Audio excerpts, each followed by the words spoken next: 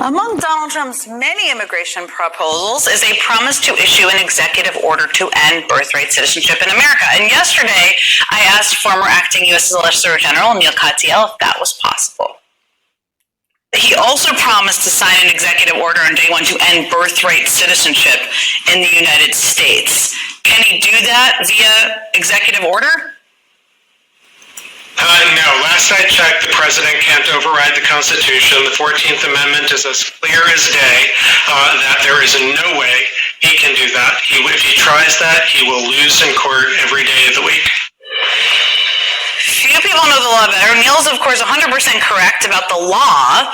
And since birthright citizenship was enshrined into the Constitution with the 14th Amendment, all three branches of government, regardless of the party in power, have consistently concluded that it applies to children born on U.S. soil, children born to citizens and migrants alike. Even Trump-appointed Judge James Ho, a member of the Fifth Circuit Court of Appeals, whose opinions have at times been too extreme for the conservative justices on the Supreme Court, defended birthright citizenship back in 2006, saying, quote, "Text and history confirm that the Citizenship Clause reaches all persons who are subject to U.S. jurisdiction and laws, regardless of race or alienage." But that was then.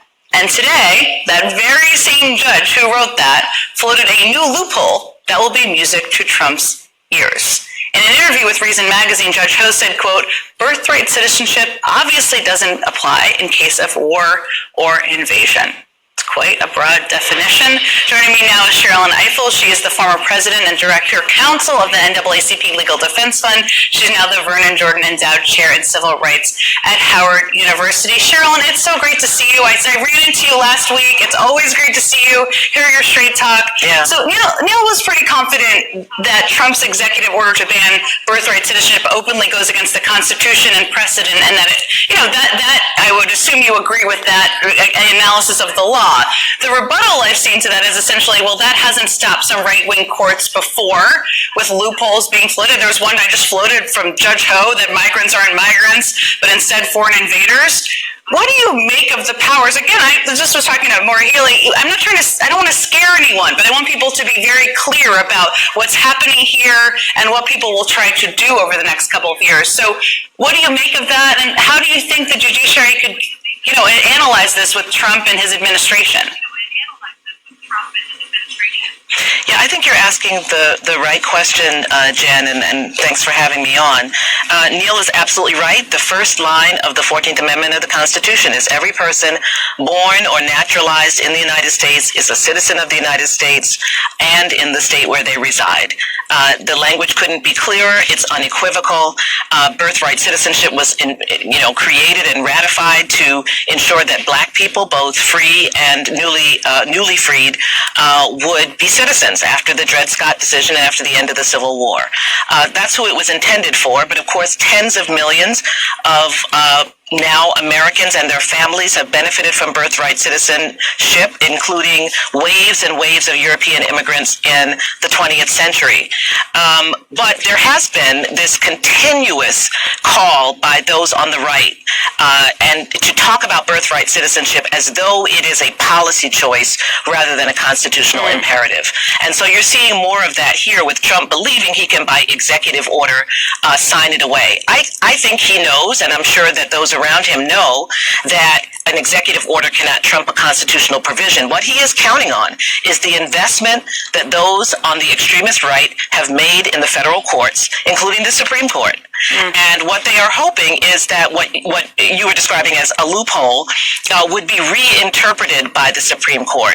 The court has been clear in the past, more than 100 years ago, that the loophole that Ho is referring to really was meant to deal with the children of diplomats who are assigned to this country. Those children who are born here are not citizens because the diplomats are not subject to the jurisdiction of the United States. They have diplomatic immunity. This has nothing to do with migrants who are born in this country. But the invasion language, that's the important part, Jen. This is the effort to do this mass denaturalization that Trump's right-hand acolyte, Stephen Miller, has talked about.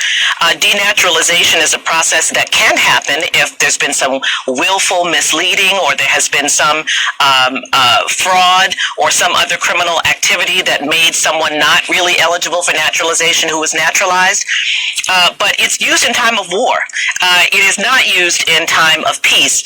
But because there is also this loophole in that statute, that 1798 Alien Enemies Act, that talks about invasion or predatory incursion, that is what they have been building up to. That's been the reason for the migrant talk. That's been the reason for the, they eat the pets. All of this has been laying the foundation to try and get the Supreme Court to see the migrants coming from Central America and from South America to see that as an invasion of some kind, to see that as a kind of predatory act. There's going to be an effort to talk about gangs. This goes back to Aurora, Colorado. This is why Trump said he's going to start his process in Aurora. The effort to suggest that gangs have taken over apartment buildings. This is all an effort to lay the foundation for the concept that we are somehow being invaded by migrants. You've heard many on the right use that language, that this is a predatory incursion.